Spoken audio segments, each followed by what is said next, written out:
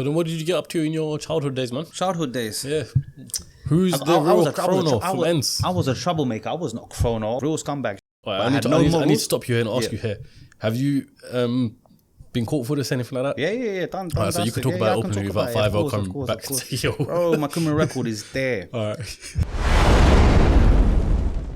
What is going on, people? Welcome back to the CEOCAST, #1 place for showcasing business and entrepreneurship. Now today, you lot join me on the most anticipated, most awaited part 2 of CEOCAST history in a long time. You lot have been dying for it. Big Chrono himself. What's happening, Raheem? You alright? I'm good, man. I'm good. This is good to finally see you again after such a long time. No. Sorry for the delay, guys. Sorry. It's been a while. Been busy. You know, life got a bit hectic. Yeah, a lot's changed. All good things. Yeah, a lot has changed. It's been well over a year now, isn't it? Yeah, Since we've done it. Like last August, July, we've done it. Exactly, yeah. And, you know, when I said we're going to do part 2, the first thing you put up on your story was the fact that you've gone up tenfold since then. So, I mean, that says enough for itself. Yeah, maybe exaggerated. But, you know, things change differently for both of us. Obviously, you got new colour hair. Yeah. You've been married. Yeah. I'm married. You got married now, like a month after the podcast. Yeah. You had a baby. Yeah, new cars, everything, life's changed. And also things changed for me. I started my weight loss journey because you commented on my Instagram and said I look like a lamb chop. So I was like, yeah, I'm not having it. I'm not going to lie. I'm happy to see you in this shape. You've done well. Even when I see your abs coming out, well done. Abs coming out, yeah. Well, I don't know about that one, but yeah, I don't even think we're going to get keep there. Keep it up. Trust me. So yeah, what you been otherwise, man? Before we get into it, make sure you subscribe and set the bell notification to all so you never miss a single episode. The year's been good to me. It's had its ups and downs, but overall, alhamdulillah, the year has been great. Can't complain. Let's start with that though. So I said, you said you've gone up from tenfold. How so? And honestly, I was just trying to get you some views when I said tenfold. Like it's gone up, and down. This is gonna get views regardless. We're in the middle of a, we're just starting a recession, so things are changing. People are taking losses, like myself. But it is business, it is life. That obstacle will overcome. What's changed? Well, where was we on the last podcast? Where was I? I'd just been home. I'd just come home. That summer was my first summer out after 2 years away. Would it take you a while for you to get back into the rhythm of things? Because obviously we've done that podcast, like you said, that first summer that you come back out. Now it's been almost like 2 years since you've come back out. Yeah, so during that summer, the whole thing, everything was going great. Yeah. I came out with a plan. I stuck to it and I was on my grind. But it all sort of like went downhill. Not downhill, but I took a few losses and things started to have that effect along. It came in stages. Okay, like almost like a snowball effect. Yeah. But then, you know, I grabbed on and I climbed back up and I kept going. Yeah. And so right now we're on the way up. I hear that. You got loads of nicknames as well, Mr. RM, Chrono, Adam. I'll be honest, everyone knows me as Mr. RM now. It's mad. It's mad. People know you. Do people not come up to you saying no one says Chrono anymore? Everyone says Mr. RM. Every time I see somebody, I'm driving these flash, colourful cars, whatever. Oh, Mr. RM. I'm thinking, but these are young people calling me Mr. RM because they're the new followers. Yeah.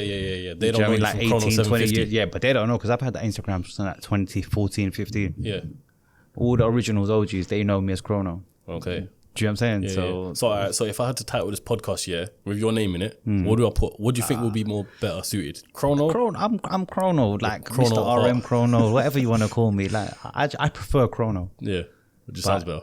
For me, but they can't pronounce it. A lot of people are like, what does that say? But when you say Mr. RM, what's that? It's like 4 letters. This episode is brought to you by Lord Timepieces. Now, if you've been watching CEOcast for a while, you would know that over the years, I've been wearing these Lord Timepiece watches. They offer some of the most comfortable, luxury and affordable watches that you can wear anywhere. I'd literally wear them when I'm going out and about, meeting VIPs or even going on holiday, or even when I'm working. So if you want to get yourself a nice luxury watch without breaking the bank, make sure you go to lordtimepieces.com and use the code CEOcast for 10% off plus free shipping. They've got a huge vast collection of watches and I'm sure you'll come across one that suits you the most. So once again, go to lordtimepieces.com, use code CEOcast for 10% off plus free shipping. We all do love a bit of free shipping, don't we? You know, I think it's the Mr. That's why I put myself as me, Mr. CEO. Yeah. Like when you put Mr. in front of it, it just holds more weight in that. Nah, definitely. But talk to me, man. Where are we right now? People might be able to see that we've got a beautiful view of... we're in my office, Canary Wharf. We chose this time for a reason.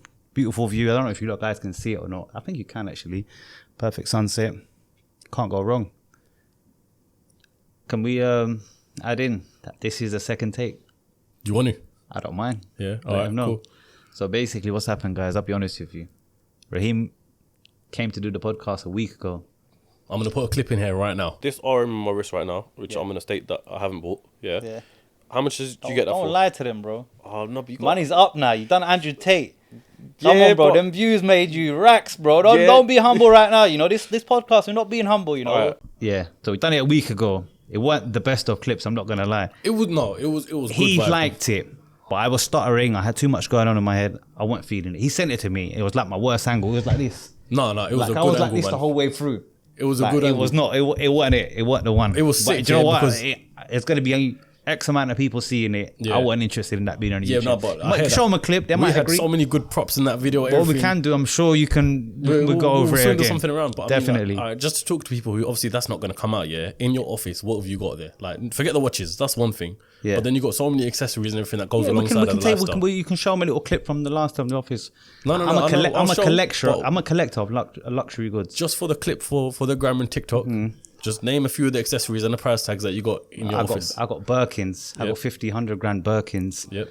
I got LV sneakers. I got Goyard bags. I got LV bags. So like I got collectors, You rare got items. AP golf club. I got case. yeah. I do. That golf club was, I think it's one of 10 pieces in that color. I don't play golf, but it's something that some other people don't have, and I want it. It's just exclusivity, innit? Yeah, that's it. That's what I'm used to. You know what? When we ended the first podcast that we done, we ended it pretty much on a cliffhanger. You said we'll come back for part 2, talking about your past life. Yeah. Yeah. Do you think we should start there now? You can do. Yeah, let's start. Yeah. All right. So, like I said, we ended up when we done the first podcast, we started talking about when you got into watches. Yeah. At that point, and you would have been how old then? For people who haven't seen that podcast, how old were you when you got into watches? Like properly? Yeah. I was in the early 20s. All right. So that's basically when we started. But I knew watches. I knew watches from a young age. Probably from like 16, 17, I knew about watches. How so? Like I said, I think I said this in my last podcast. My brothers and friends. Yeah. You grew up around that sort of I grew life. up with people that wanted little materialistic things, luxury items, and that was it. It made me want it. So then, what did you get up to in your childhood days, man? Childhood days. Yeah. Who's the real Chrono from Ends? I was a troublemaker. I was not Chrono. Do you know what I'm saying? I was just Adam from Ends. Oh, I was the guy. I was this Bengali kid Yeah. that nobody in Ilford liked pretty much. My area was Gujaratis and Pakistanis. Yeah. They weren't feeling me. What, there were that many Bengalis No, back in Ilford? I think there was only two families that I knew of. Okay. Two families, honestly. I went to a school, like 2 Bengalis. Is it? Yeah, honestly. Which school? Christchurch Primary School. Okay. Like, the 2 families, that was it. Yeah. But I knew from young that this area that I live in was not feeling me.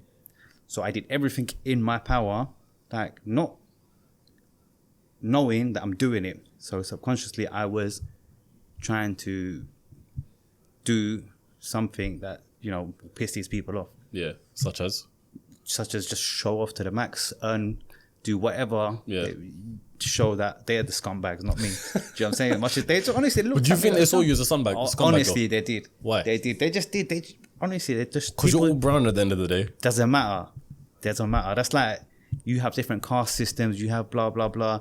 Everyone like looks at somebody as beneath them. The Asian problem. That's the problems in Asians. yeah. But it is what it is.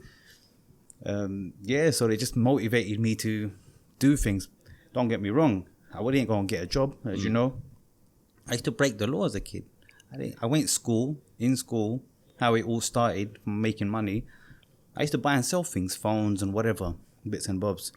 I think in year 8 or year 9, bought a phone screen off eBay for a 3310. Paid. Flipping out, you're throwing it back. 3310. Yeah, paid the guy what?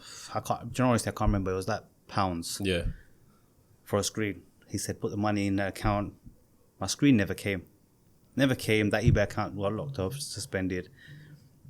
And that was it. I was like, what? That inspired you? That just made me think, what? How do you open an eBay account and get away with it? Yeah. It was so easy. You didn't need nothing. You didn't even need a verified account like back then. There's no we're talking protocols, 2000 procedures or nothing, innit? We're talking 2002. You didn't need nothing. It was very simple. What I started doing at that age, advertising things I didn't have. And I was doing up to 500, 600, 700 pound goods. There were Ericsson flip phones, it was this, that, laptops, things that just in demand. I'll go on Gumtree. Oh, sorry, it was the Loot back then, yeah? The website called the Loot. I don't know if anyone remembers it. Do you remember it? No, I don't. Loot was like the Gumtree. Anyway, they used to go on the Loot, find adverts for sale, copy and paste the advert onto eBay. Advertise thing. A real scumbag shit. I need to stop you here and ask you here.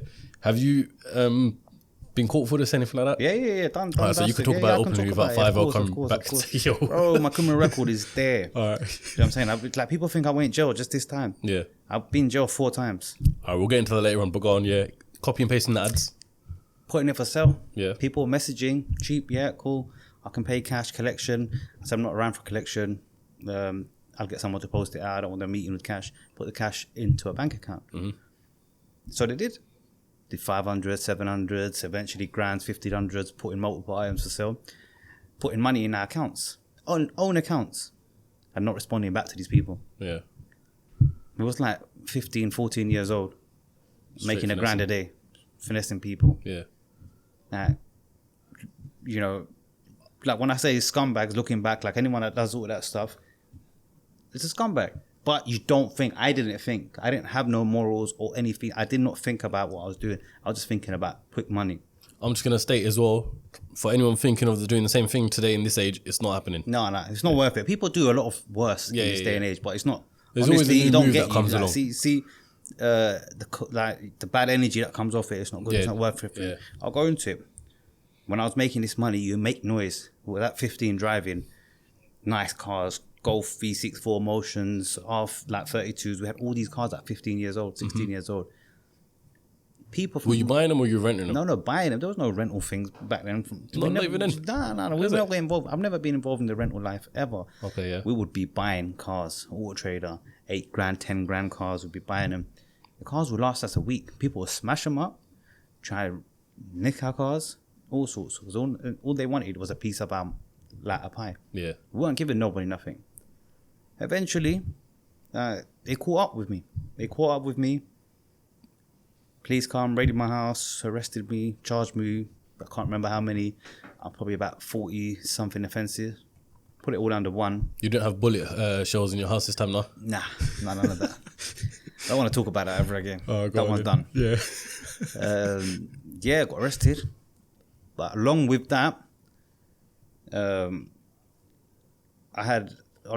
with that case, while I was on bail, I got caught up with another case, an insurance fraud.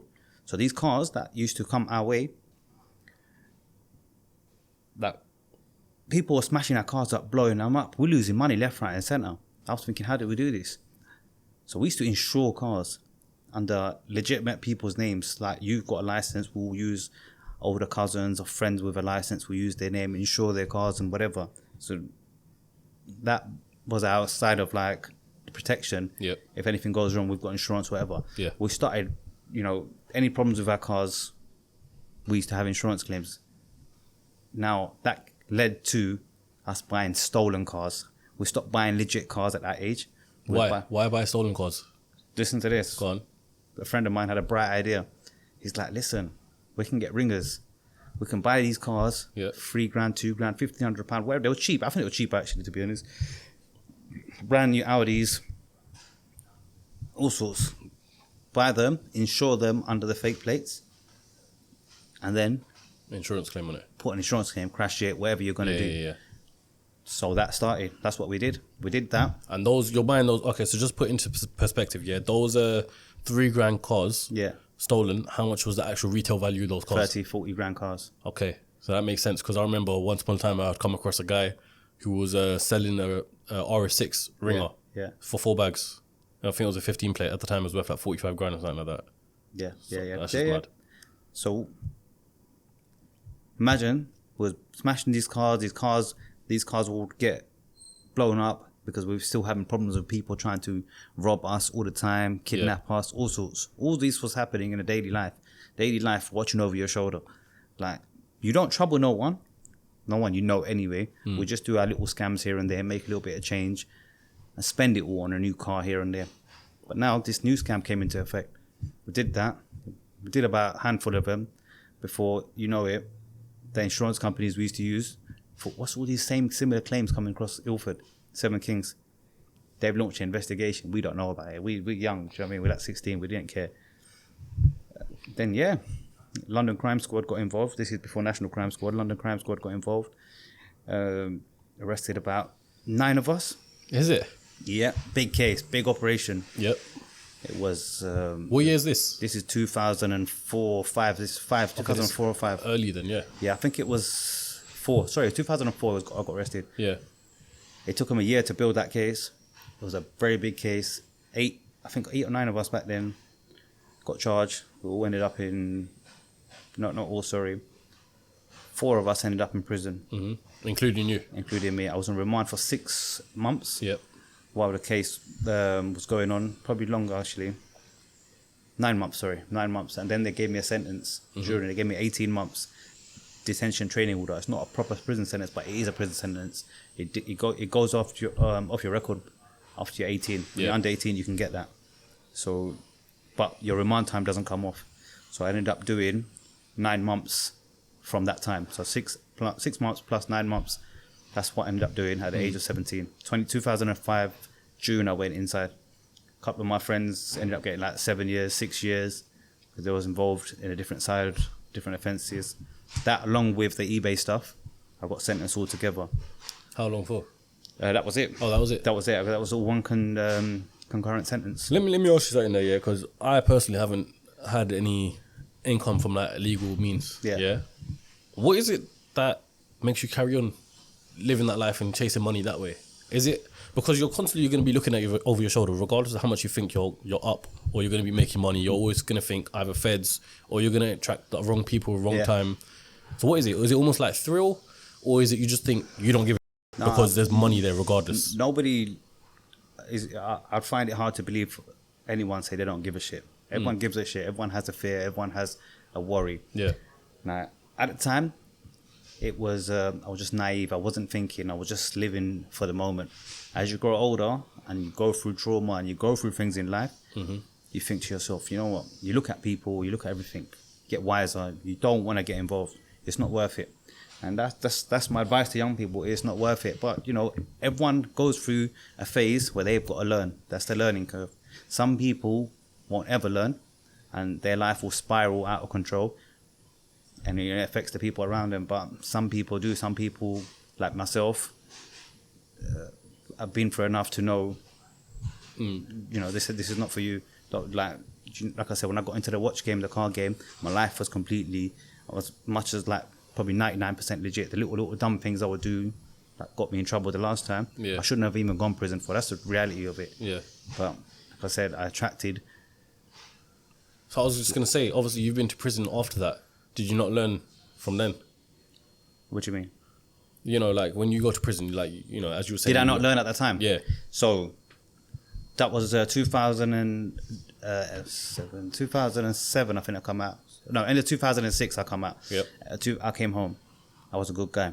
I never got into no trouble, never got arrested, no nothing. I was buying and selling little cars here and there. When I came out of prison, when I went to prison that time, I had no money. Imagine that, making all these little £1,000 a day here and there for a thing, then the insurance is claimed 20, 30 grand, 40 grand, whatever. Yeah. Splitting it between all your friends and going to jail, no money. You're relying on your family to send you £50 postal orders a week. Like, it didn't last. It wasn't worth it. It wasn't worth it, but the lesson was. So after that, I come out, kept it clean, kept everything going best as I could. Now, what I did after that, I was paranoid about everything. I was on license. I didn't want to get into trouble. I don't want to go back to jail. Jail's not a nice place. Although it can be fun, whatever, but it's not where you want to be. Yeah. I've come out, I kept my head down, buying and selling cars. I was buying damaged cars, fixing it, selling it, whatever. And I used to do it with a good friend of mine. Well, at the time, he was a good friend. He was older than me. Long story, I won't go into it, but the guy ended up robbing me for everything I had. He ended up setting me up to lose all the little money I had. He owed me money for a car, and there was bits and bobs going on. I was 20 or 21. Now, You say long story, but we've got to go into the long story. At least a little brief understanding of it. He was like my partner. Yeah. I trusted For him, how long everything, for about a year and a half. Yeah. Okay, He was a very good guy at the time. He was older than me, was doing damaged repaired cars together. I think he took a loss somewhere in Fort Hart, and his friends must have pressured him to pull this scumbag move on me. And yeah, I think altogether it was like 30-something thousand £30,000. Oh, is it? Okay, so a lot of money. Yeah. It was a lot of money. And that triggered me. Is you from the same area as you as well? Yeah. That triggered me to go back to being a scumbag. So What, because you thought, how can someone do this to me? yeah, but I wasn't looking to do the same thing. However, I'll tell you what I did. I ended up going back to stolen cars, buying and selling stolen cars real quick, handling stolen cars. Got arrested within 2 weeks. Imagine that. 2 weeks of doing it. I was pissed off trying to make my quick money back fast. Yeah, because obviously you just lost 30 grand. I just lost all my money. Yeah. I worked a long time for this money. I was young. I was like 20 or 21. 2 weeks I got arrested. They arrested me for a bunch of burglaries, car-related offences, because most cars are stolen, classed as burglaries. They are burglaries. Yeah. For handling stolen goods, whatever. I got charged straight away. Went to court straight away. Pleaded guilty. I got sentenced straight away. Nothing long. From start to finish, I was in prison for the second time in my life within a month. Yeah, man. And I got 3 years and 2 months. I went for appeal. I got 6 months dropped off, 2 year, 8 months, whatever it was. I did half of that. And that was at the age of 21. So, I came out with nothing. It was So you've experienced like both spectrums, both sides of life. yeah. Obviously, the life you live now is completely different. Yeah. Yeah, but we'll get into this later on more as well. But the lessons and everything you had learned in your past life, essentially, with all the criminal activity, would you say that helps you with the way you run your watch business now? Yeah. It helps me in terms of business, life, like just looking at things, just being a bit more cautious into anything, double thinking, triple thinking. Yeah, because you're street smart. Not all dealers or jewelers are street smart. Yeah. And you being street smart, you'd be able to suss out a situation there and then if someone's trying to pull a fast one or whatever it is on selling a watch or buying a watch from you. Yeah, I'd like to think I do. I don't get me wrong. Along the way, it's after that when I got into my watches. Like I said last time, I've took a few losses. Yeah. I got finessed a few times, bought the wrong sort of fake watch here, there. Yeah. Things happen. I'm never gonna be 100%. Yeah. I'm never gonna know what's what. Yeah. I'll try my best. I like to think I'm quite smart at what I do, but time will tell. Everything, there's constantly learning. There's always constantly things going on. You have to constantly learn. Yeah. So when I came out that time, basically from then, that was like 2013 or 12. I flew straight, wasn't interested in nothing. Just buying and selling watches, cars, doing up. This is when the lifestyle started. It's when Chrono 750 got activated, okay. and for like 3 years, I think 2012. Yeah, for like 3 It must years. have been from when me and the other boys must have heard about you from the area. And that. Probably, yeah. Because obviously we're younger and we see That Chrono was before no 750. Instagram. Yeah, that was it. So that's when I started doing my thing. Yeah. Like I said, 2015 is when I got caught up in this, like my last case. Yeah. Which I think was unfair. It is what it is. I'm not going to moan about it anymore. It's done. I've served my time, and that's it. Exactly. That is literally how we started. So, Amazon FBA, I bet you've heard of it. If you're an avid viewer of CEOCAST, you will know that I've done a podcast with an Amazon FBA expert, Jake. And he's recently launched his own service alongside Crep Chief and Notify, and it's called the Sellers Circle. In there, they teach you everything you need to know about Amazon FBA, from how to get the products, where to get them from, how to sell it, everything you need to know. You name it, it's there. They've opened up to you guys and me so we can learn everything about Amazon FBA and how to get the ball rolling. So whether you want to make a couple thousand extra per month after your 9 to 5, or whether you want to turn it into a full-time cash churning business, the choice is completely up to you. Seller Circle has literally just opened up a phone service where you can call them to book in and find out everything you need to know about what they offer. There's a link in the description below where you can book your call in and have all your questions answered. So if you've been looking to start a side hustle or you want to add another one to the list, make sure you consider Amazon FBA and use the link in the description so you can find out more. Adam, let's take a small intermission from the story and let's just discuss what we got in front of us right now. Obviously, big briefcase. People can see that on camera. Discuss us. Can they see what's on your wrist first, mate? On my wrist? Huh? It's just, obviously I borrowed it from you. You tell me what it is. How about that? That's Mr. RM's signature right there. Yeah? How much is it? This, 300,000 sterling. 300,000 sterling. RM1103 rose gold. That's good money. I might have to wire the two. I thought we'll be equal. Yeah. I've also got 300 sterling on my wrist. So what have you got on? I've got a white that looks AP like ceramic perpetual calendar. That looks rare. That's very special watch. Probably one of my favorite watches I have in my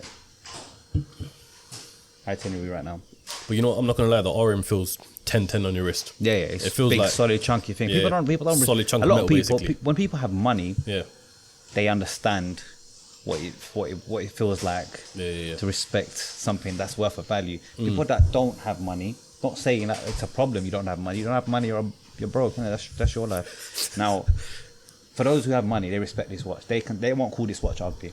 They won't call it what? Ugly or stupid. People do. Yeah, Haters do. yeah. But Because they can't get it. yeah, fuck them. It is what it is. You named yourself Mr. RM, what, purely because of these watches? Yeah, that's it. The Love username him. was available to me through a friend that worked in Facebook at the time. He said, Yeah. I can get your username. His username is Mr. AP. Oh, is it? Yeah. Oh, I know who he is. Yeah, you know him. Yeah, Yeah, Aaron. yeah, Yeah. He got me the username. Okay. 250 quid. So shout out Mr. AP. Yeah, shout I need out to get my him on the guy. podcast as well, you know. He's the one who's done Multi Fresh and all that stuff with TG. He does his thing, man. I gotta give it to him. He's come a long way. Hats Yeah, off that's to my sick. guy. But we'll get onto this watch crime later on because you can never wear this in London or anything like that. But forget our watches for a second. I'll say forget them, like you can forget them. But open the case.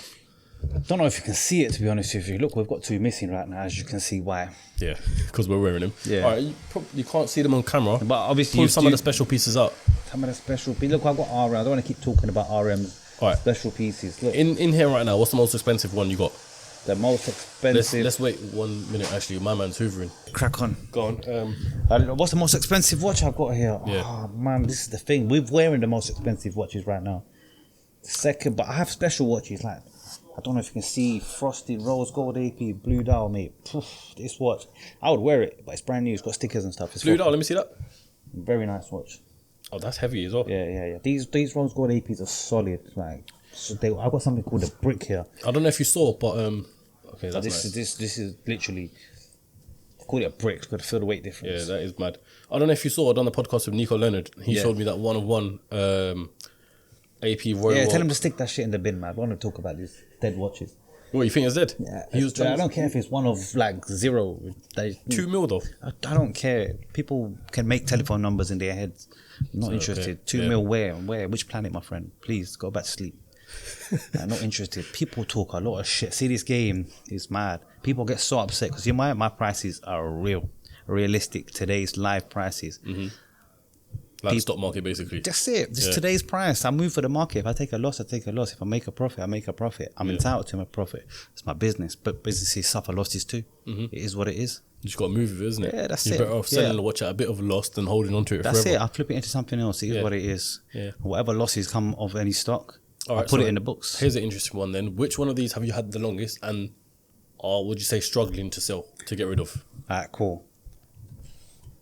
I'll give you an example. This is a 50th anniversary Yep. green dial watch. Yeah?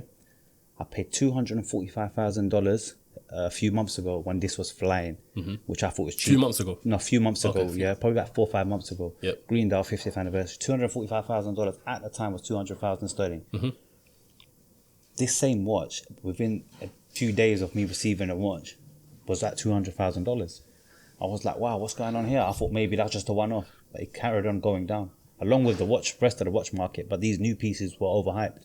Beautiful watch. It will go back up. It will correct to a stable price sooner or later. I've seen it already climbing, but I can afford to hold. It's my stock, my money. I don't owe What's nobody that right no more. now?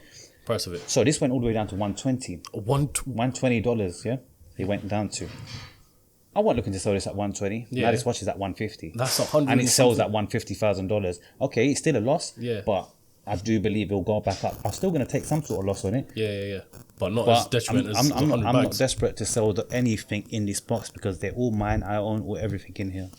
I don't have to return this to nobody, or like a lot See, of people sale or return. Exactly. I was Yeah, gonna say, a lot of there's people no say that, sale or sale return in my box. Not at all, not it's one. mine. Do you understand? It's Yeah. my box locked. Your I'm saying box that's the locked. end of that. What's your favourite watch then? Honestly, I'm so my favorite watch right now is this, but it changes all the time. I get bored very easy, just like my cars. See, you know the amount of cars I've had since last year. I bet you saw the Roma by now. The Roma is on a trailer coming home now. Well, I lent it to Mr. Hublot. Oh, okay. I lent it to him. He wanted to try it for a little while, see what he thought of it, and give me the G-Wagon. But we've reversed that now. So literally, I'll have it in the next hour or two. Oh, so fair enough. Yeah. So obviously you're flipping your cars all the time. You still got the Cullinan, right? Yeah. I'm assuming that's not going anywhere because that's just. There's no need to go nowhere. That's not the best car on the road. Yeah, exactly. That's a statement. You got that. You got the Roma. You had a 911 Turbo S. You got rid of that. You had an M3. You had too many different things. Is it something that when you're involved in this lifestyle, you get bored quickly? Because there's always new things popping up. Yes, there's new things coming up. And you think that's a Although problem? that something might not be boring to me today, but it might make me a profit. Now, money makes money. I've said this before. If that sells today, it's not a problem. Even if I lose a couple quid on this one, it's not a problem. I'll flip that into something else that's got a screaming a profit for me. Yeah. So we just have to continuously rotate. It keeps going. That's what keeps me going. The hustle keeps me going. Right? I get very bored. I go on holidays. I go this, that, and I can't switch off unless I've done a deal. The deal might benefit from fuck all profit, but in my head, You've done the deal. I've done a deal.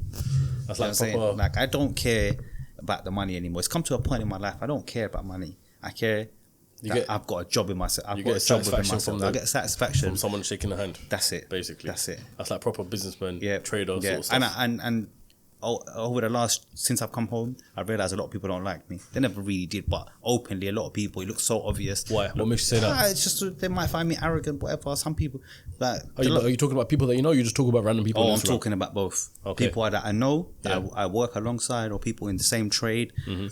People that are not in the same trade. Even car dealers. There's certain car dealers that they would message me, DM me, that talking about watching, but they don't even follow me. And I get a lot of people like that. I'm thinking, you know, what's the need? what kind of sausage are you? But it's all right. You're coming to me. You need something. You want to talk about something. I'm not going to turn around and not talk to you. But just know I'm laughing at you. It's what it is. It is what it is. Man, a lot of people don't like me, so that's why I keep going.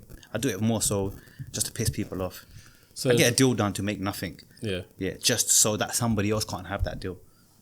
That's petty ones. Yeah, I'll be petty as you can be. Honestly, I was such a nice guy when I come home. Yeah. I was like, yeah, no, you have that. No, it's cool. Don't worry about it. No, but it's saying that. Obviously, I met you pretty much when you came home, right? Yeah. You still have the same charismatic characteristics. You're still the same guy like I see you as, but maybe just because I ain't done business with you. Do you know what I mean? You still seem I am. like I the can't same change guy. who I am. Yeah. Who I am, I'm only going to be a better person going forward. Better person. But doesn't mean I went for a stage of being very humble. But people take your kindness for a weakness and think they can push you around and what knows what. But it's not going to happen. So we're saying sometimes you just got to flex and stunt on them. Yeah, that's it. And I'm going through that phase right now. Yeah. I'm gonna carry on for a little while. I'm not done. By the year's done, I might relax for a few months. Then I'll go hard. Don't know what's around the corner. Inshallah, whatever's coming should be bigger and better. Inshallah. I don't know how much bigger and better I need. Yeah. I've got everything I want. But this lifestyle that you're living in, this flexy, stunty lifestyle, I get it, yeah. Because for the businesses, me and you is kind of like the same sort of thing, yeah. People love watching that shit. Like if I put this on my story right now, guaranteed for a fact, I'm gonna get at least 8,000 story views, whatever the case is, yeah. Like your engagement goes up, everything goes up, views go up, everything. It works because people see the lifestyle and that funnels through to business, right? Yeah. So is that another reason why you do it, or you just do it because fuck everyone? Yeah, the second. The second one. Yeah. Yeah, honestly. I hear that. But at the same time, you know what? Truth be told, I don't even need social media. I don't even need Instagram to make money. I just need a phone. I was in jail 2 years. I made it enough money. What was I posting? I wasn't posting myself. I wasn't posting nothing. But I was going. I don't need social media. I do social media for the haters. That's it. And then people look at it as motivation, which is also a plus side of things. You know what I mean? That's when I try to be humble and be nice. And yeah, but you also attract a lot of negative energy from being flexy and stuff like that. You do. Like, I'm pretty sure you probably got people watching you, trying to find out where you are, what you're doing at this time, trying to run up on you. Listen. People turn up to my locations and I get calls saying, yo, there's some funny activity going on. It happened to me last year. After we've done our podcast, after a month of getting married, I was out with my wife and friends in Mayfair in a restaurant. Come out, gone to the car. Within a split second, kids whacked me with the back of a machete. But I didn't realise it was the back of a machete at the time. He just said, hey, Chrono, give it up. So he's known you already. He really knew who you were. Yeah, like my missus is right behind me. I've seen that. I was like, yeah, do you know what? Take it. He's gone on electric bike. Gone. What did you have? What watch? It was a platinum day. It was expensive. It was £115,000 at the time. That watch that went all the way to £160,000 value today. Anyways, what to do? I called the police. I reported the incident. Put it through my books. I still ain't been paid back from insurance. I took it L. I was gonna say, with that sort of situation, you have to have all these watches are insured. But it is for here. Yeah. Outside they don't cover it. Reason being, unless I'm going to see a client, I'm not seeing a client at 1-2 o'clock in the morning in Mayfair. Yeah. So it's not covered. Yeah. It's not. Do you know what I mean? It's not covered, and that's it. I took the L. It's like if you had your car insured under work purposes only. Yeah. You're not going to be working at 1 in the morning. So Yeah. if anything's happened, then they're not going to cover it. Exactly, just that. And insurance will find any reason not to pay out realistically. that's it. You know how it goes. Yeah. From that point onwards, I've just decided be a bit more cautious. Like when I was carefree, I'd be wearing these RMs in London. I'm sure you've seen the posters. I was doing whatever. I still do. So in moderation, by knowing what I've got, or if I've got security, or I've got personnel with me. I was gonna say, so looking back at that situation where you were robbed for your Daytona, Yeah. do you think there was a mistake in particular that you made, whether it was posting a live Instagram story, posting a picture, or one of your mates tagging you where you are and showing off the watch? What was it? If you could look back at that memory, What was now, it was somebody that seen me in that place that night that spotted me. someone in person. Yeah, because I didn't actually post that on social media where I was. So you're saying basically, me and you're wearing an AP, I'm wearing an RM. Let's just say next matey down there says, look, these lot are wearing watches. Come here. Yeah. Obviously they can't because we're in a secure building. Of course, and that's exactly how it goes on the outside. Yeah. 9 times out of 10 is somebody that's seen you or somebody around you that set you up. See, this brings me on to watch crime in London, because it's disgusting, as we both know. Yeah, as I said, this RM, either someone's going to run up on me or they're just going to straight machete my hand off and take the RM. No shit's given. Same thing with your thing, yeah? Yeah. What do you think is the cause of that? What's the cause of that? I think, to be honest, social media is the cause of that. Like Instagram is the cause of that. People are flexing. Okay, cool. Not saying people can't flex. I flex. That doesn't mean we shouldn't be flexing because some scumbag, some dirty cunt wants to rob people. Yeah. Like, that's their life. That's their hustle, robbing people. Like I said, in it, everyone goes through phases. These are all young kids doing it, and that's that. The crime level is worse over the years. That generation is fucked. That's their come up. So it's happened pretty much every single day. Now, what's amplifying it is accounts like Watch Crime UK and crime blog pages, all this shit, because they're just showing people how easy it was. Yeah, but they're raising awareness at the same time. All right, but people should be aware. We live in 2022. People should have been aware if they're not already. Yeah, but because everybody knows somebody. You own a watch, you know somebody else does. Somebody would have told you, be careful with your watch. Yeah, but like we said earlier, not everyone's street smart. It's not even about you street might get someone smart. who's grown up and been cushioned their whole life essentially, where they think the world's not a dangerous place. Yeah. Me and you are street smart. We grew up in the same area. We know exactly what goes on from day dot. You know what I mean? Some people are like that. So don't you think these pages are raising awareness to those people who've been cushioned their whole life? I think it's over the top. I don't think every single day they're dedicated to get clout, not raise awareness in my eyes. They're dedicated to wake up. Oh, we need views. It's become an addiction for them. Let's find someone who's been robbed. Now, they're posting videos. Oh, this happened in 2020. This happened in 2019. Okay, we understand. You've shown how bad London is. Yeah. But every day you're doing it because this is now your job to get the views. Now, this is how you want to live your life. And now what you're doing now is making it easy for the next person planning their robbery. You're showing them how what mistakes they made, what mistakes they didn't make, making people realise that. Yes, because they're basically showing people who Of robbed course. how easy it is, as you said. Yeah. All you got to do is run up to someone with a machete or whatever, and the watch is coming off, and it's yours. Yeah. And there's not many precautions of it. People, I think I saw someone, they got bagged for 3 months or something like that for stealing a 300 grand watch. Yeah, there's different types of theft. I mean, if there's no robbery, if it's just pickpocketing, you get 6 months, whatever. But you're putting that machete to somebody, you're getting years, you're getting 8-10 years. Yeah. Like easily. But whoever says otherwise is talking nonsense. There's no judge giving someone for an armed street robbery 6 months. It's not possible. But there's a difference between theft and robbery. Robbery involves violence, then armed robbery involves a weapon. It's two different things. I know the law. I've been to the system. I know exactly who gets what. And those people that don't get no sentences because they're They're ballied up. They're quite smart, but these dumb robbers, yeah, they're so stupid. When they rob a watch, they put it on their Snapchat. They get excited. They advertise it everywhere. We've got this. Like, word gets around. I know who robbed me. You know what I'm saying? I know who robbed me. Like, that's all I'm saying. I know, but I don't want to go back to jail. You know what I'm saying? In that situation, what goes around comes around. Have you just got to take that L? Take it on the chin? I took it. The next day, I was in the gym deadlifting 4.5 plates. Yeah, but it's 150 bag L. Doesn't matter. To take that on the chin is mad. It was 115, yeah. 115. But it doesn't fine. That L there was one of many L's over the years. That wasn't my biggest L. Do you know what I'm saying? That wasn't my biggest L. So I'm immune to taking losses. It doesn't bother me. I bounce back 3 times more. God gives me more. All the time. Because I don't sweat it. Yeah. Honestly, I do not sweat it. People have tested my patience to a point where I felt like, you know what, I'm just going to go. But I didn't. More times these people end up dead themselves. I'll be honest, a lot of people over the years have done me wrong. Where are they now? They're dead, 6 foot buried. Yeah. Right. Or behind bars. Behind bars is I don't like people going behind bars. They don't, some people, because there's good people in there and then they'll give problems to those good people. Jail is nothing. Like, why go jail? What are you going to do? You're going to come back out and be a scumbag. You ain't going to change that level of scumbag. Do you know what I mean? There's levels of being a scumbag.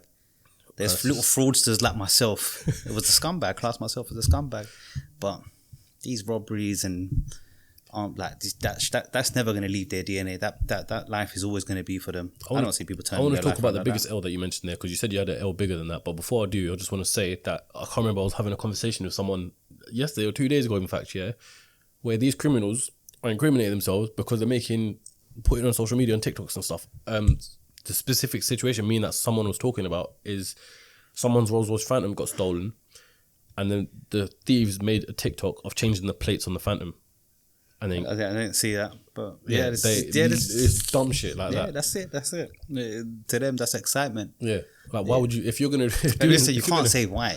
The only thing is, it's just stupid and young. Because I guarantee these people that did it weren't grown-ups nicking cars. They were young kids. Yeah. And that generation, all they want to do is brag to their friends. More time, they did probably post it on places that's a bit more personal, private, or sent it within their group chats, and someone has made a TikTok. Someone's exposed it. Yeah, someone's just thought it'd be funny. Yeah. Thinking, oh, that's not got his face in it, whatever. Yeah. Post it anyway, and it just goes around. So what's the biggest L you've taken then? Biggest not within the last year of you coming out or us doing the podcast, just in general. What's the biggest L you've taken? The biggest L I took was in Dubai. I don't think I went into it that one day. What, Julie?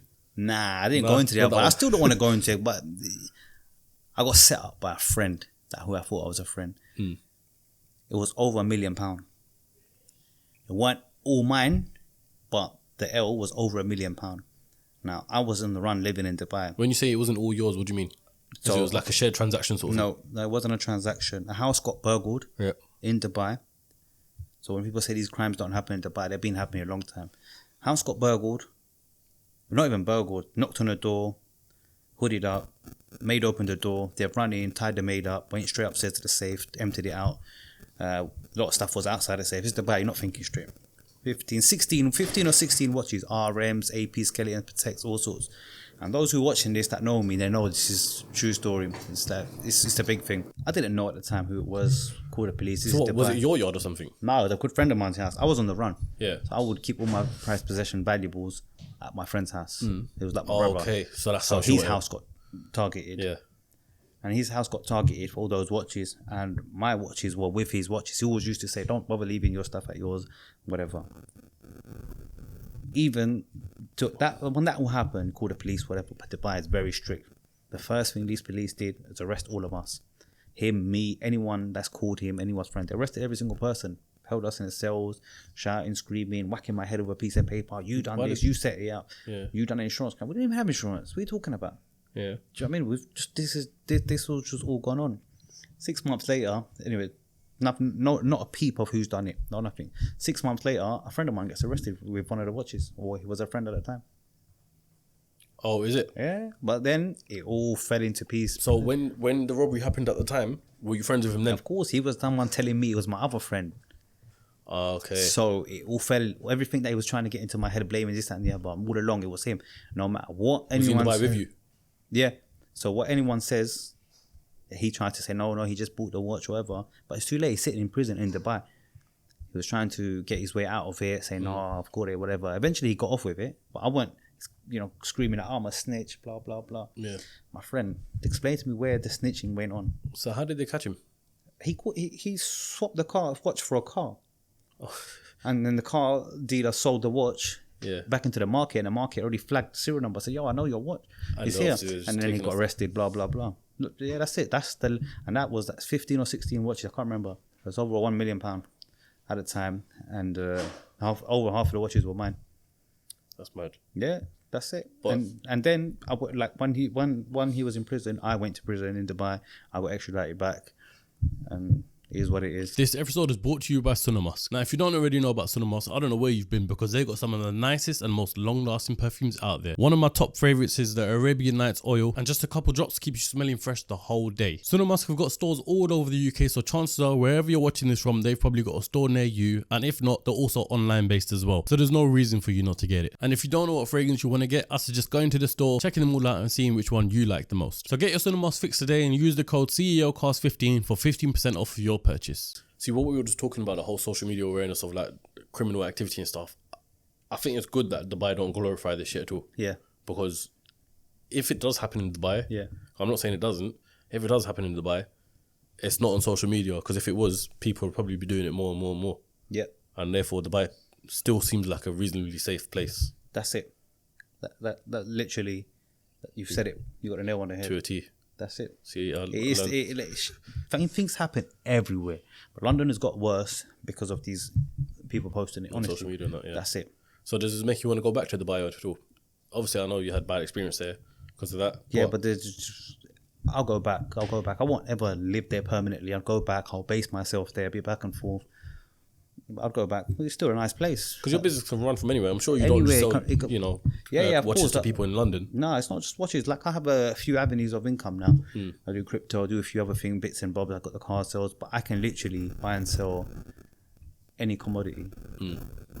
So I'll be good wherever I am. You were telling me, speaking of one of your incomes, you were telling me last time that you're buying and selling cars now. So when did that happen? Obviously, I know it's clearly been happening for a while. Yeah. So you've had experience with it, but when did you decide to now actually get into it properly? I'm still not into it properly, but I do it more because I'm constantly flipping a car. Yeah.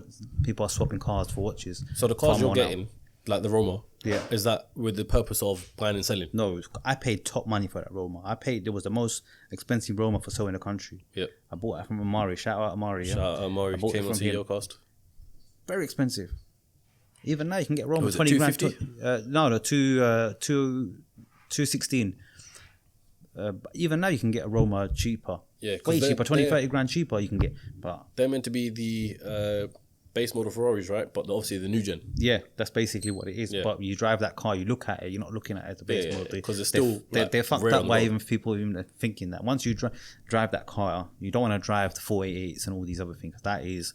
You had a 488 as well, isn't it? I've got a 488 now. Oh, you still got it? Yeah, the full high spec, everything carbon inside out. And what, you prefer the Roma? Yeah, the 488 is dead. Like, I drove an F8 the other day. Yeah. The F8 don't drive as nowhere as good as the Roma. Is it's it? I thought the F8 would have as well. It's a little bit faster. But honestly, the Roma, the whole interior, the digital dashboard thing, everything I buy has to have spec. I'm Mr. Spec. That should be my new Instagram as well for the cars. Mr. AP, if you're watching this, he's looking for the name now. Hey, spec game is mad. Everything I want to buy now has to have top spec. Like, literally, the spec is mad. Your Cullinan spec, you got like maroon leather interior or something, isn't it? Shooting stars, the works. Yeah. Like, honestly, even the Roma, black with orange Hermes leather.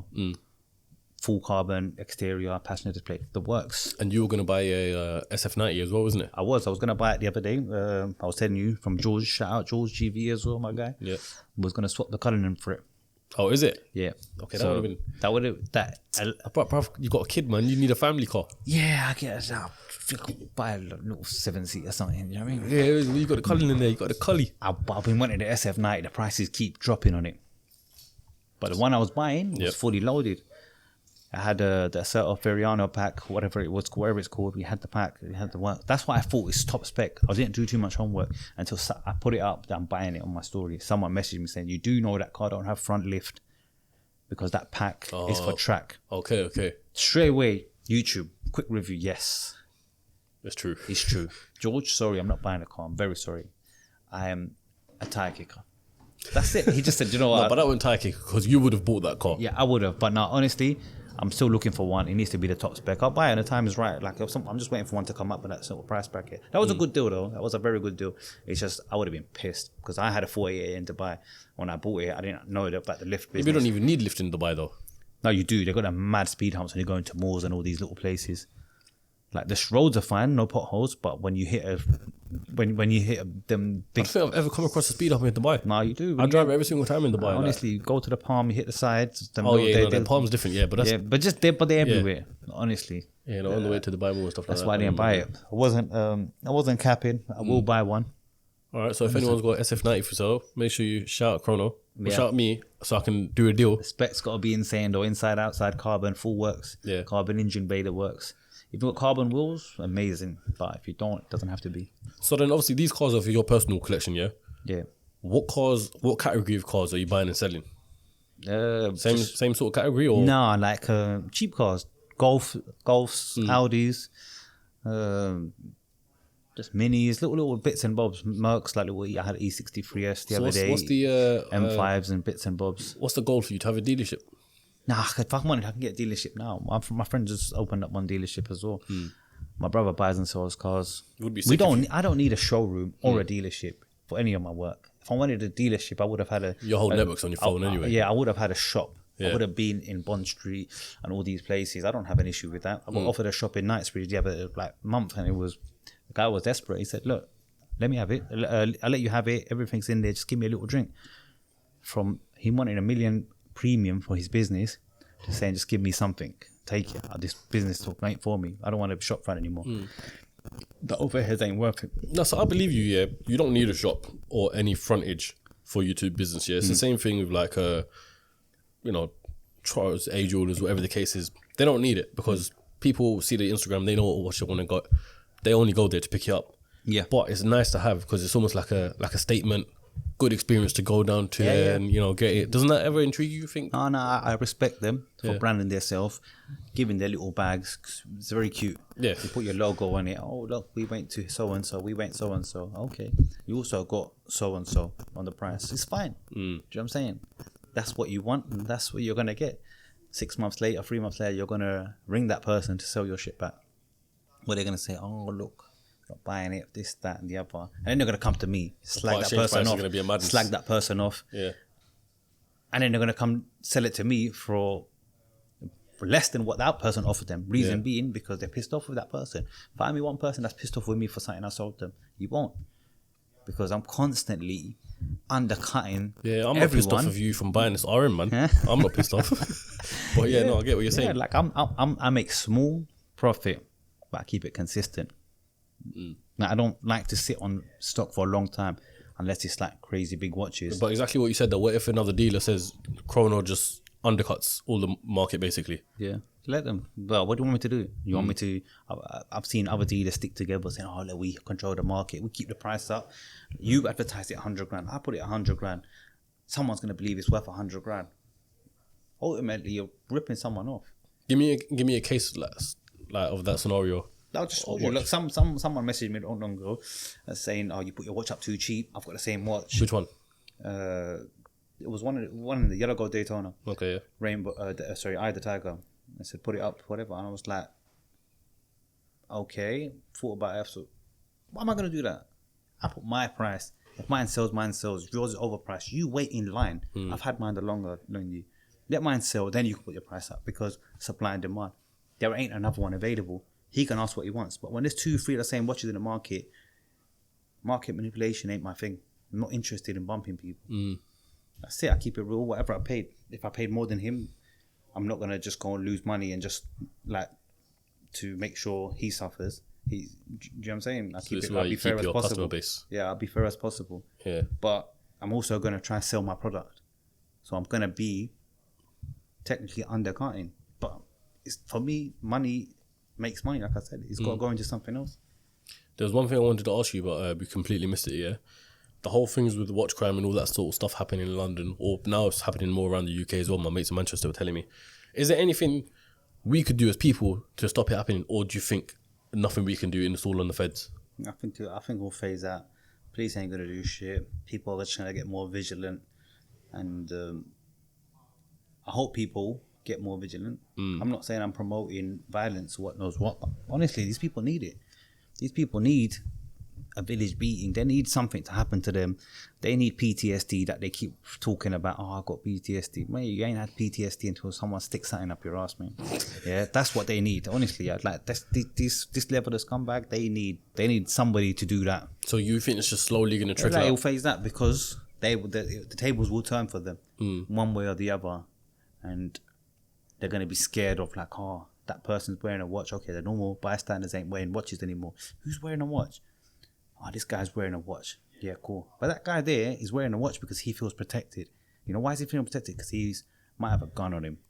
Yeah, he might have a knife on him, or he's got something on him to feel comfortable right now, knowing what's going on.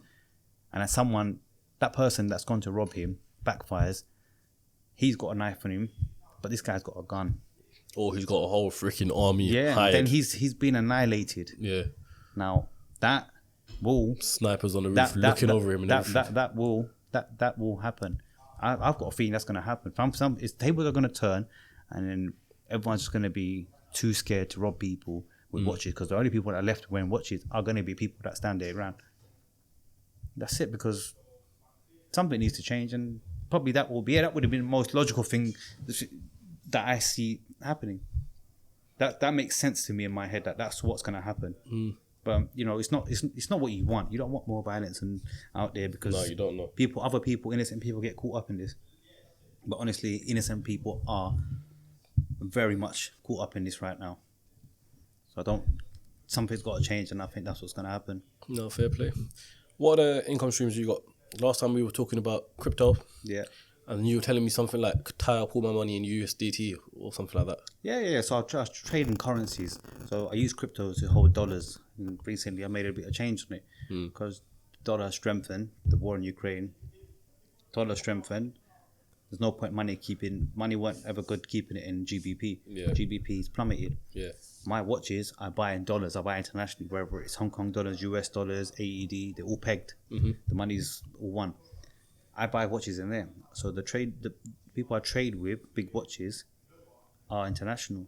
Now, if I've gone and bought a watch for like £100,000, and I've had it 6 months. 6 months ago, the pound was at 140. Just say, so that would have been $140,000. Now, today's market, my $140,000 is that £34,000. So I've just won on top of a profit. I've won on the actual currency. Yeah. So basically, like foreign exchange. Yeah, that's it. So obviously, it's just things that make sense. People, there's a recession, whatever's going on, you lose money, but you also win on the dip. You buy it on the dip, goes up. I'm not talking about just buying the dip on Bitcoin and all this nonsense, because that's too volatile for me. Yeah. When I say I do crypto, I don't really do that. I just use it for USDT. Yeah. Tether, dollars. I'll use it to invest my dollars, keep my dollars safe until it goes up or down, buy and sell dollars with it. Here's a good question, yeah. They say millionaires are made from recessions, yeah? Or millionaires come out of recessions. Yeah. Where do you think you will be out after the recession? How many millions do you think you'll make, if you make any? Or where do you think your business, yourself, everything's going to be stood once you come out of it? Honestly, I don't know. My business right now, people are scared to buy watches, saying, oh, it's market's dropped, whatever. What are you going to do with your money? Where are you going to put it? You're going to put it in a bank for it to get weaker? You're going to keep it under your pillowcase for the police to come knocking at your door and losing it? What are you going to do with your money, big man? You're going to need to put it in something. So your fear of not spending on luxury items is going to be very short-lived. You're going to need to spend that money. And in which case, the people that actually didn't have that fear, that had money, would have been buying everything for the low prices, the corrected prices. Now there's nothing left for you to buy. So now you're kicking yourself because you're buying at the top. Now the prices are up again. You're buying it. And that's just the way how it's always been with anything. Let me ask you a question, yeah? Buying a watch, yeah? Would you say it's an easy way to move your money from country to country? Yeah, of course, it's a very easy way to move money. Like if I wanted to shift 300 grand to Dubai, I could literally wear this on the plane, pretty much, or whatever the case is. Honestly. Is it as easy as people say it is, like that? Yeah, it's literally, that's what, you know what I'm saying? But I have a business, I don't need to do all that. Yeah. If I want to sell a watch, everything's done by invoice. I do shipping.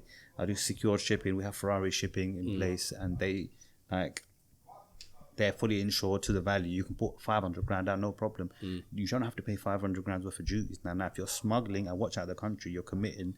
But if you bring it back to the country, no problem. But if you've bought it here and you've wanted to take your money out of the country, that's cause yourself a problem. You don't want to be like, as a business, that's not what we do. As a business, but criminals, of course, that's what they do. They do it with gold, diamonds, anything small with value you can jump on a fight with. Why not? Yeah, it's what it is. That's what's, I'm not going to deny it. I'm not going to be oblivious. And like whoever's watching, the police, anyone watching, they know what it is. Yeah, they know how what it works, is. How it runs. It is what it is. As long as like we're saying something that, new invention, ideas, whatever it's called. Been happening longer than way before I was born, so yeah, I'm not hiding nothing. I'm not exposing anything I don't need to. That is what it is. Your mindset's got to be very, very strong for the sort of business that you're in, yeah. Because robberies happening, your Dubai altercation, Julie, different things are happening, yeah. Because it just happens within that watch industry, lifestyle industry, that sort of stuff. Just in general, would you say it's a dangerous game that you're in? It's not easy to be a watch dealer. It's not. And the thing is, watch dealers are popping up everywhere now. Yeah. Whether they have the watch, it's all sale or return, whatever the case is. But I mean, anyone want to get into watch trade right now? I think it's played out. Not particularly right now, but just in general, because it's dangerous. It is very dangerous, especially in these countries, in Europe, Western Europe. Yeah, it's very anywhere that's got a bit of wealth. So it doesn't ever worry you? It constantly worries me. Constantly. But what do you think? I'm oblivious to what's going on around me. I know I've got a target on my back. I know I have to move smart. I have to do this. I have to throw people off. It's not ideal. It's not a life I chose. I wanted to shoot. Like it's just how it is. Unfortunately, it is what it is. You just have to adapt and be smart as you can be. So if you could go back, to when you come out of prison the first time, would you have gone into watches? Or would you have gone down some other path? No, I would have. I think I would. I can't stay exactly where you are. Yeah, I don't think I could see myself in anything else. I've got a lot of friends that do different things. They make a lot of money doing their businesses. I like to do things that I love. That's not for me. If I had a passion for it, maybe I would do something different. But I don't, and I don't see myself getting into too much other things that I'm just started to go into properties. Going to invest in a few developments and see how that takes off. Probably good one. It's like I said on my last one, just, selling a house, whatever. But and now I've got a bit more money. I've got liquid to invest into other things. So why not? I've got the right people around me, influencing me, inspiring me to do other things. And it's not going to affect my pocket. So why not? For everyone who's watching this podcast right now, what message do you want to leave them with? Talk to the haters. Talk to the people you motivate. The haters, bro. Listen. Talk to. What's your message? What's Chrono's big message? I don't have a big message. Honestly, I don't even have a big message, man. Everyone be safe. Do you. Don't do what everyone else is doing. Don't look at my gram and think I want to be like Chrono. I appreciate those messages. I love you guys for wanting to be someone else. But honestly, you should just do you. Don't. Live in your own skin. Yeah, live in your own skin, like my man's just said. Honestly, just do you. If you're broke, find a job. Don't look at me thinking you want to be like me. Don't look at the next person think I want to have money like him, this, that, and the other. Because living in someone else's shadows, you're never going to be happy. You're going to be chasing fucking waterfalls, mate. You ain't going nowhere. Honestly, just do you. That's a good message. Well, Adam, it's been an emotional one. Part 2, long overdue. I think I enjoyed it thoroughly. What do you think? Well, obviously, you've already announced that this is the second time we've done a part 2. So what do you think? The last one wasn't that I didn't like it. I didn't want to. I didn't want it going out there. So what about this one? I think this one was by myself. You didn't even get it to the edit of the last one. The last one, let me just tell you something. Yeah, we filmed. Yeah, I got home and he's called me saying, "Yo, we got to refilm." I'm thinking, bruv, you haven't even seen the edit, the draft, nothing. What do you mean? So yeah, you must have had it in your head. But it was. No, this one was solid, and because you've kindly given me an RM for showing love to CEOCAST, sponsored me with an RM, beautiful. I can't let you go empty-handed either. So obviously, I've told my boys at Cinemosque to gift you a lovely treat, a perfume Big ups courtesy on the of them. mask. And for everyone who's watching, you can use the code CEOCAST15 for 15% off. Jeez, whether it's went online. from 10 to 15. It went from. Oh, do you know what? I might need as to well double make it check. 20, bro. Abid, listen, 20% Just make it 20, man. Listen, this is for me. The fact that I'm promoting it, you're giving them 20. 20%. Yeah. Abid, there you go. But yeah, you can do it online, or I'm pretty sure you've probably got a store near you if you're watching this. And other than that, people, I'll catch you next time on the next episode of CEOcast next week, which should be a fucking banger. So I'll catch you lot then. Love. Peace. Done, bro. Shit.